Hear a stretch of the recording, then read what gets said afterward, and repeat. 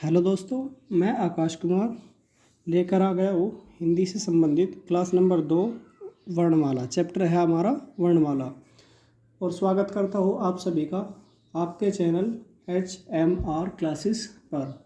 तो चलिए आज की क्लास स्टार्ट करते हैं बिना समय को बर्बाद करते हुए। तो हमने कल स्वरों के वर्गीकरण पर बात की थी और हमने देखा था स्वर का वर्गीकरण कई प्रकार से किया जाता है। तो हमने कल सबसे पहले जो स्वर होते हैं उसका वर्गीकरण उत्पत्ति के आधार पर जानने की कोशिश की थी। तो चलिए कल की क्लास को ही मैं आज कंटिन्यू करता हूँ और बात करता हूँ उत्पत्ति के आधार पर। उत्पत्ति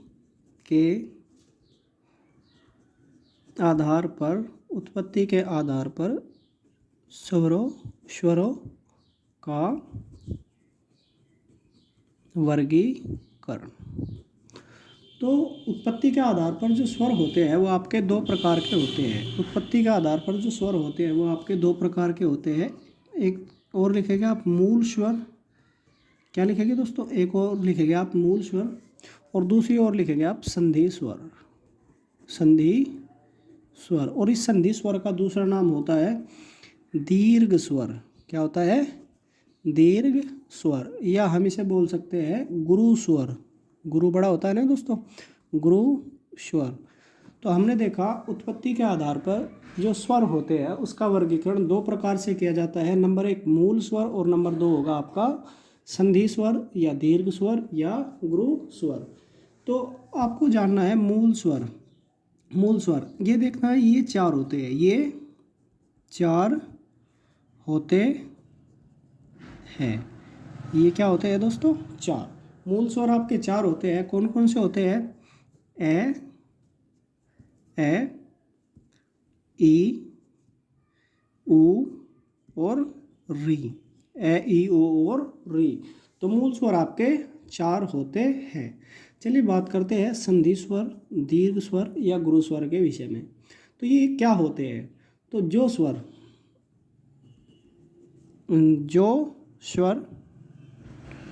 मूल स्वर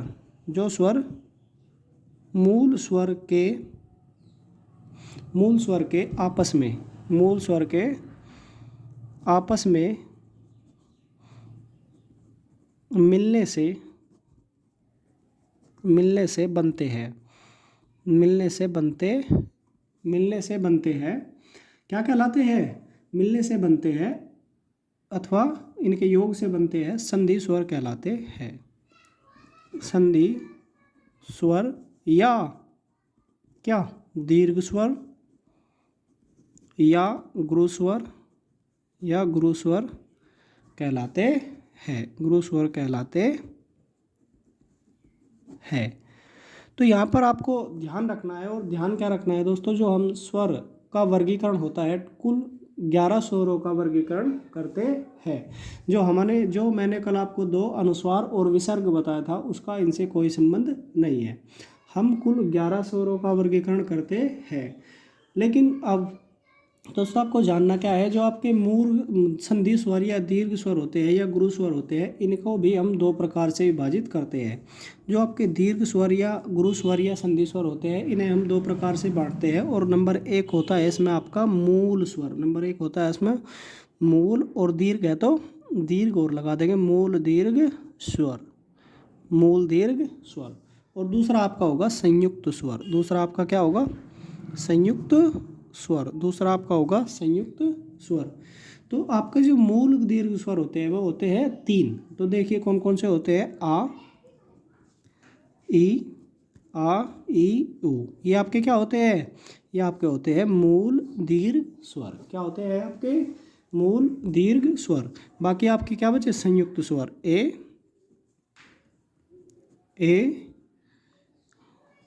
ओ, औ।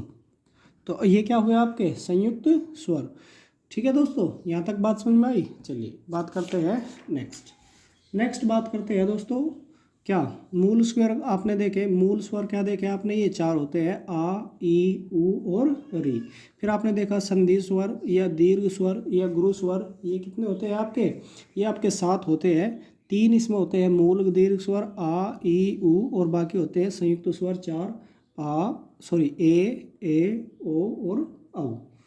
लेकिन दोस्तों हमें यहाँ पर एक बात और जाननी है, जो ये आपके मूल दीर्घ स्वर होते हैं इन्हीं का दूसरा नाम सजातीय स्वर भी होता है। कभी कभी ये भी क्वेश्चन आ जाता है सजातीय स्वर बताओ, तो इन्हीं का दूसरा नाम सजातीय स्वर भी होता है।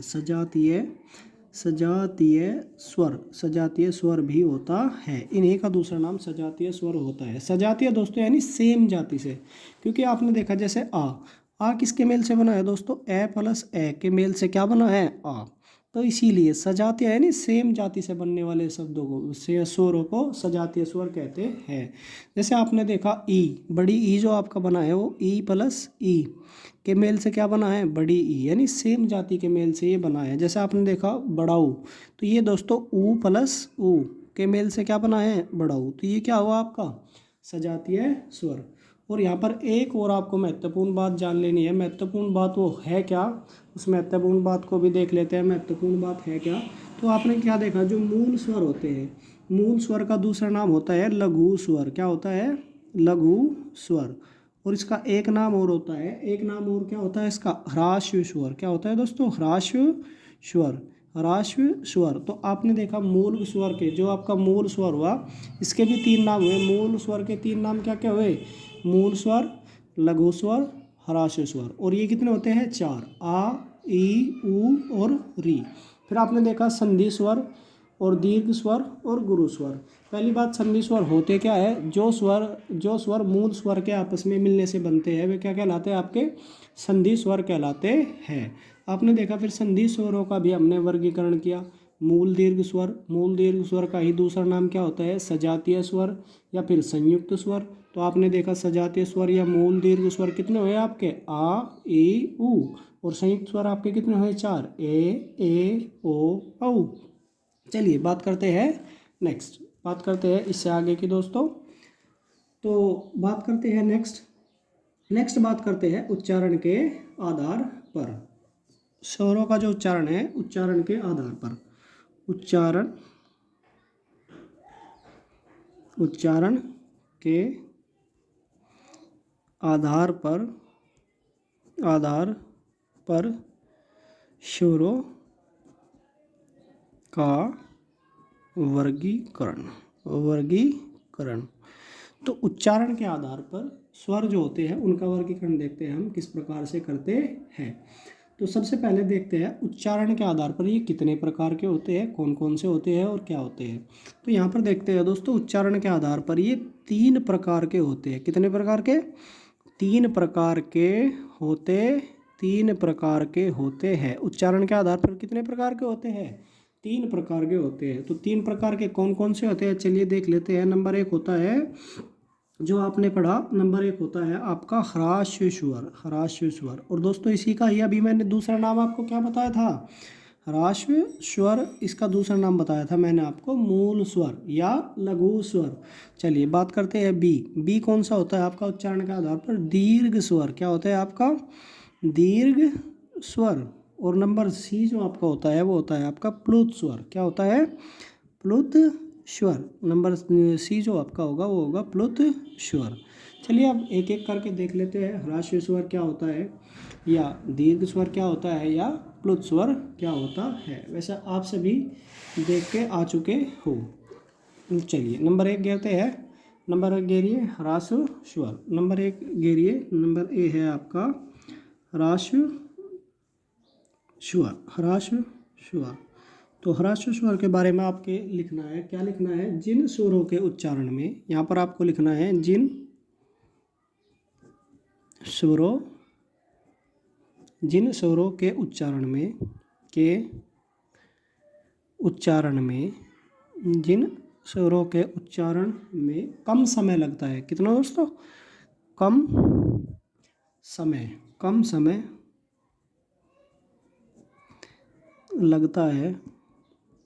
कम समय लगता है, क्या कहलाते हैं, ह्रास्व स्वर कहलाते हैं।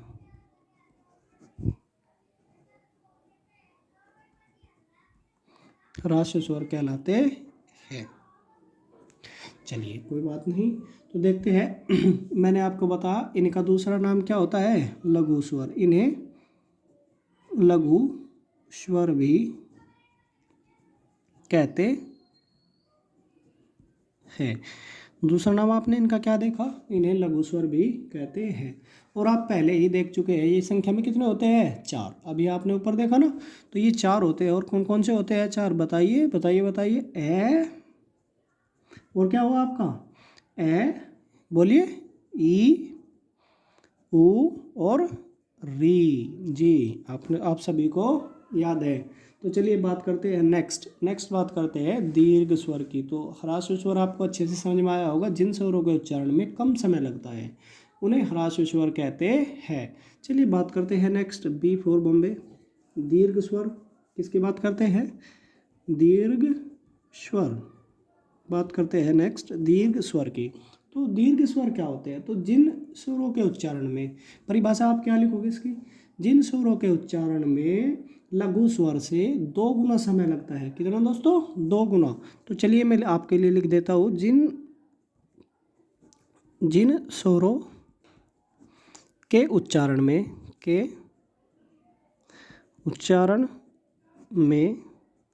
जिन स्वरों के उच्चारण में किससे दोस्तों, लघु स्वर से 2 गुना, लघु स्वर से 2 गुना समय लगे, 2 गुना समय लगे। और नेक्स्ट आप लिखोगे, उन्हें दीर्घ स्वर कहते हैं, उन्हें दीर्घ स्वर कहते हैं। और आपने देखा टोटल जो हम कुल स्वरों का वर्गीकरण करते हैं वो टोटल 11 स्वरों का वर्गीकरण करते हैं। उनमें से 1 2 3 4 आपने यहाँ देखे। तो दीर्घ स्वर आपके बचे कितने बचे दोस्तों, बोलिए 7। कितने बचे, 7। और वो 7 आपके कौन कौन से हैं, चलिए देखते हैं। इन सबको छोड़ दीजिए, ए आ गया तो क्या होगा दोस्तों, आ, ए आ, छोटी ई आ गया तो बड़ी ई, ऊ आ गया तो बड़ा ऊ, और री आ गया तो इधर से ए, आई, ओ और औ। तो ये आपके क्या हुए, दीर्घ स्वर। चलिए बात करते हैं नेक्स्ट बात करते हैं किसकी, नेक्स्ट बात करते हैं नेक्स्ट बात करते हैं अपने प्लुत स्वर की। नेक्स्ट बात करते हैं प्लुत स्वर क्या होता है। तो दोस्तों प्लुत स्वर ये कि इतना कोई इम्पोर्टेंट भी नहीं है, लेकिन हमें पढ़ना सब कुछ है, इम्पोर्टेंट हो या ना हो हमें पढ़ना सब कुछ है। तो इसके विषय में देखते हैं, जिन स्वरों के उच्चारण में, इसके अंदर आप लिखेंगे जिन स्वरों के उच्चारण में दीर्घ स्वर से भी अधिक समय लगे, दीर्घ स्वर से भी अधिक समय, क्या दोस्तों, अधिक समय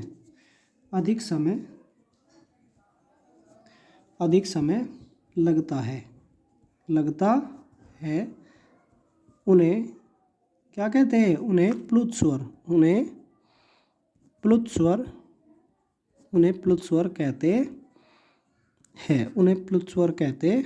हैं। उन्हें क्या कहते हैं, उन्हें प्लुत स्वर कहते हैं। उन्हें क्या कहते हैं, हम प्लुत स्वर कहते हैं। एक नोट करके बात लिखेंगे इसके लिए। और नोट क्या होगा दोस्तों, नोट होगा इसके लिए इसका प्रयोग। नोट करके लिखेगा आप, इसका प्रयोग, इसका यानी प्लुत स्वर का प्रयोग, इसका प्रयोग किसी को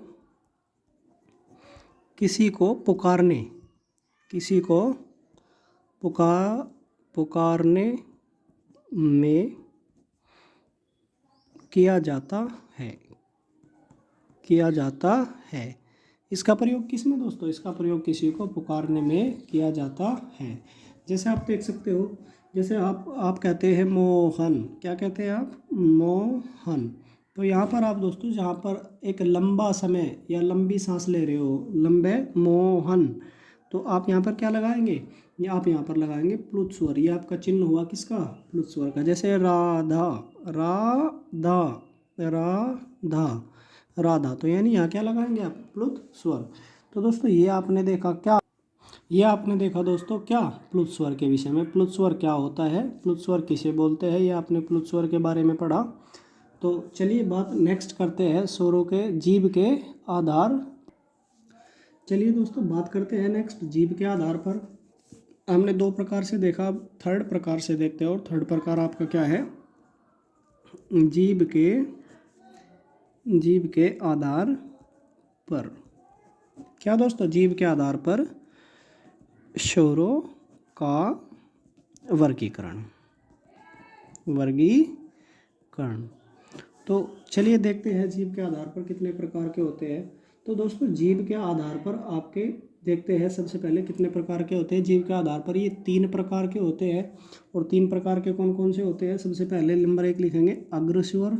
नंबर 1 क्या लिखेंगे आप दोस्तों, अग्र स्वर। और नंबर 2 आप लिखेंगे मध्य स्वर। और नंबर 3 आप लिखेंगे पश्च स्वर। नंबर 3 क्या लिखेंगे आप, पश्च स्वर।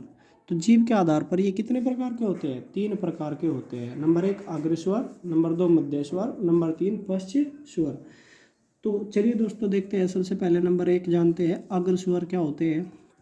नंबर 1 जानते हैं अग्र स्वर। अग्र स्वर क्या होते हैं, अग्र स्वर के विषय में पढ़ते हैं। तो जिन स्वरों, आप इसके अंदर लिखेंगे, इसके अंदर आपको लिखना क्या है, जिन स्वरों के उच्चारण में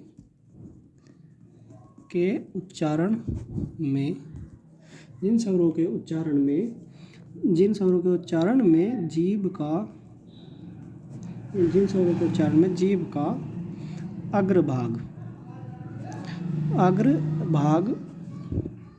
कार्य करे अग्र स्वर कहलाता है। क्या कहलाता है, अग्र स्वर कहलाता है।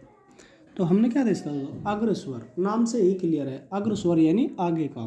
तो जिन स्वरों के उच्चारण में जीभ का आगे का भाग कार्य करे क्या कहलाता है, अग्र स्वर कहलाता है। चलिए देखते हैं ये कौन कौन से होते हैं अग्र स्वर, आपके कौन कौन से होते हैं। तो ई छोटा ई बड़ा ई, क्या होगा आपका री के बाद लिखेंगे ए, और क्या होगा आपका ऐ। तो ये कितने हुए दोस्तों आपके 5, 1 2 3 4 5 अग्र स्वर कितने हुए आपके 5, ई री ए आई। तो ये आपके हमने देखा अग्र स्वर कितने हुए 5। चलिए नेक्स्ट देखते हैं मध्य स्वर। नेक्स्ट देखते हैं मध्य स्वर। मध्य स्वर आपको दोस्तों हमेशा ध्यान रखना है, इम्पोर्टेंट भी है। मध्य स्वर केवल हमारा एक होता है और वो होता है ए। क्या होता है, ए। मध्य स्वर हमारा केवल एक होता है, वो होता है ए। और चलिए बात करते हैं नेक्स्ट पश्च स्वर की। आज की वीडियो थोड़ी लंबी हो रही है, इसीलिए बात को मैं थोड़ा सा शॉर्ट में ख़त्म कर रहा हूँ। नेक्स्ट देखते हैं पश्च स्वर। पश्च स्वर यानी जिनमें जीभ का पिछला भाग काम करता है, और मध्य स्वर यानी जिसमें जीभ का मध्य का भाग काम करता है। पश्च स्वर आपके देखते हैं तो 5 और 1 6, यानी 6 तो दोस्तों ये हुए। तो बचे कितने 5 आपके, क्या हो गए पश्च स्वर। इनके हटा दीजिए, जो बाकी बचेंगे आ उ